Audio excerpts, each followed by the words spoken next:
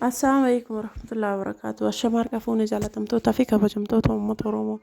Jirra jirtuu bakkuma jirtanitti nagaa fi kabajaan kenna simbiraa jiraatu jecha har'allee afaan firaashii obboleettiin teenna haadhuu fi sapiraayizii goota qabadhee isinii dhufee jira. Garuu viidiyoon keessan seenne sababni isaa nama viidiyoo na waraabu hin arganne waan ta'eef keessa hin seenne. Zamoon kana isinirraa badee ifama narraa ta'a isiniin jecha baay'ee biizii ta'e sababa saniif badee inshaallah amma booda isinirraa hin badu amma isinii dhufee jira.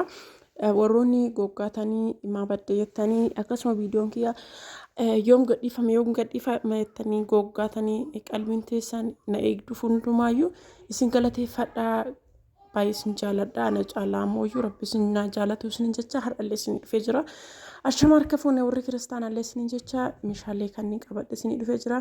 Afaa firaashiitii akkasuma rakabotii abbaa gadaa firmuuzii lama saanii giloobaalii fi mannoo saanii raanii fi akkasumas burcuqqoo bishaaniiti jechuudha. Akkuma isin argaa jirtan kan afaa firaashii afurii fi beeftiraasii jahaa fi akkasuma makaddaa 12 qabadhe isinii dhufee jira.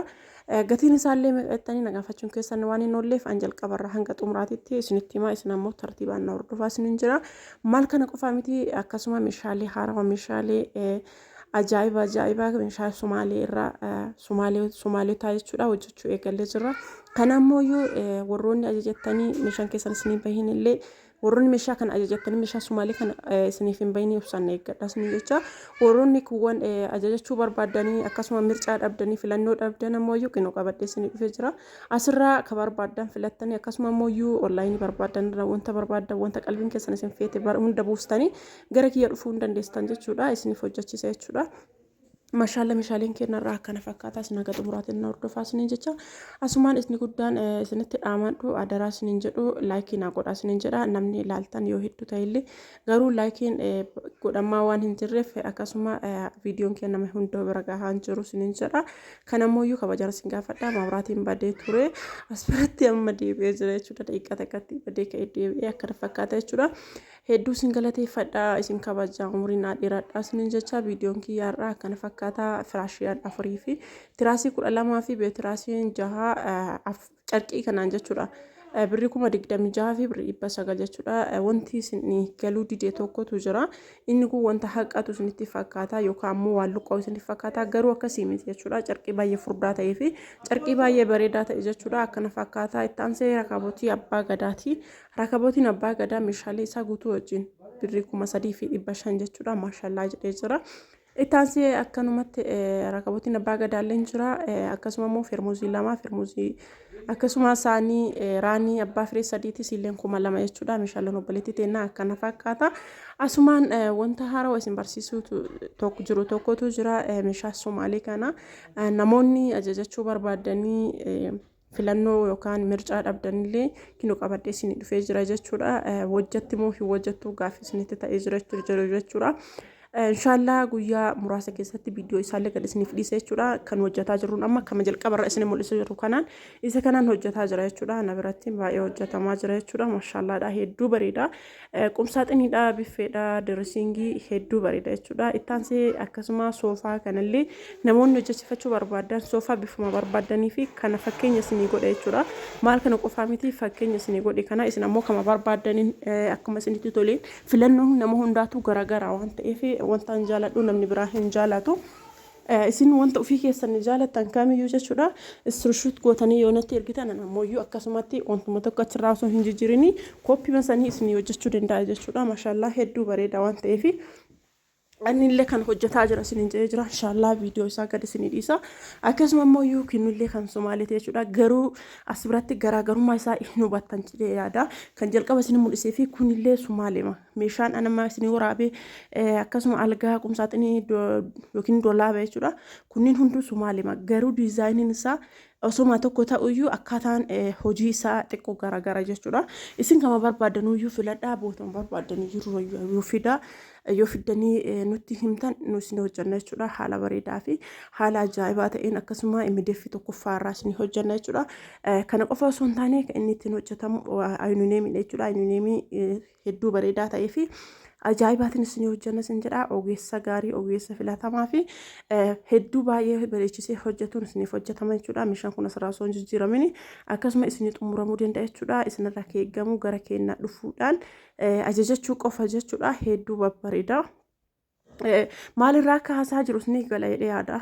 Viidiyoo kanneen ofii kiyyaa hojjedhe osoo hin taane kan hojjetame hin baafne isiniin jedhee isiniin mul'isee jira. Akkuma isin argaa jirtan TikTok irraa yookiin ammoo wantoota garaagaraa irraa TikTok irraa buusee akkasuma asirratti jechuudha isinitti mul'isaa jira. Kan ofii kiyyaa hojjedhe xumurame immoo viidiyoo isaa gad isinii dhiisa inshaallah walirratti meeshaalee hedduu jechuudha. Meeshaalee sanneeni walirratti viidiyoo waraabee isiniif gadi dhiisa inshaallah yeroo sanii hunduma isaatu tokko tokkoon inshaallah rabbachi naagawee guyyaa sana mooyyuu guyyaa akka an barbaadutti guyyaa naaf mijatuu fi guyyaa mijataa rabbi naa taasisu jecha akkasuma sirritti bal'inaan isinitti mul'isa. Yeroo baay'ee beektanii meeshaaleen babbareedaan kun meeshaan ajaa'ibaa hojjetame viidiyoo yoo waraabbadha jedhu viidiyoon sun garuu naanta isaa akka maal akka ta'e hin beekani. Baqa wantuma wayitu iyyuu naqaba viidiyoo san seeranii waraabbadhu inshaallah kana baay'ee gogga'ee qophiidhaan eegaa jira jechuudha. Xumuramee jira qalamiin xiqqoo hin hafa jechuudha. Inshaallah sunillee guyyaa lama sadii keessatti viidiyoo san gadi isin dhiisa jedhee akka guddaa qaba jechuudha. Meeshaan Somaalee jechuudha meeshaalee hedduu bareedaadha jedhee akkasuma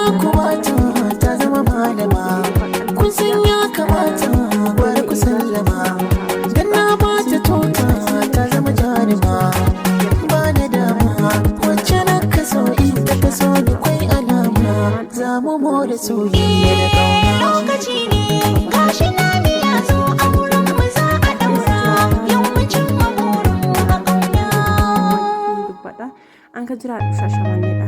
Garuu naannoo isin barbaadanii fi biyya isin barbaadan naannoo Oromiyaa keessa isin jira. Meeshaalee kana suuqii illee meeshaa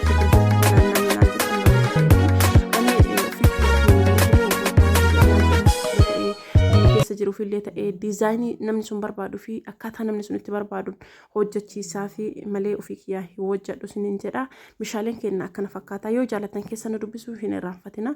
Lakkoofsa bilbilaa kiyyaa duwwaa 972 duwwaa 2519 irratti yoo gamanumaan waasaappiidhaan jedhamuun telegiraamiin naannoo dandeettanii irra guddaa garuu osoo waasaappiidhaan dubbistanii irra bareedaa ta'eef waasaappiidhaan deebisa.